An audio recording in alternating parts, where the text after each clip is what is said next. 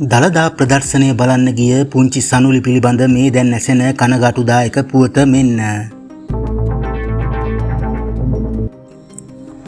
අද දින ලක්ෂ සංඛ්‍යාත ජනතාවක් උතුම් ශ්‍රී දළදා ප්‍රදර්ශනය නැරඹීම සඳහා දළදා මාලිගාවට පැමිණ ඇති බවටයි වාර්තා වන්නේ. ජනතාව හැතැම්ම ගන්නක් දිගු පෝලිම් වල සිට මේ සඳහා සහභාගී වන අතර වලපනේ සිට පැමිණි සනුලි නම් වූ කුඩා දැරියක් පිළිබඳව මේ මොහොතේ ඉතා කනගාටුදායක පුවතක් වාර්තා වනවා. එම කුඩා දියණියගේ දෙමව්පියන් පැය ගණනාවක සිට ඇයව මගහැරී ඇති බවත් තවමත් සොයා ගැනීමට නොහැකිව හඬා වැටමින් සිටියේදී පොලිස් නිලධාරීන් විසින් ඇයව මේ වන විට ඔවුන්ගේ රැකවරණය යටතේ රඳවාගෙන සිටිනවා. ලක්ෂ ගණනක් සිටින මේ අවස්ථාවේ ඇයගේ දෙමාපියන් සොයා ගැනීම දැඩි අසීරු තත්ත්වයක් බවටයි පැවසෙන්නේ. ඇය දෙමාපියන් නොමැතිව දැඩි බියටත් දැඩි සංකාවටත් පත්ව ඇති බවටයි තවදුරටත් වාර්තා වන්නේ.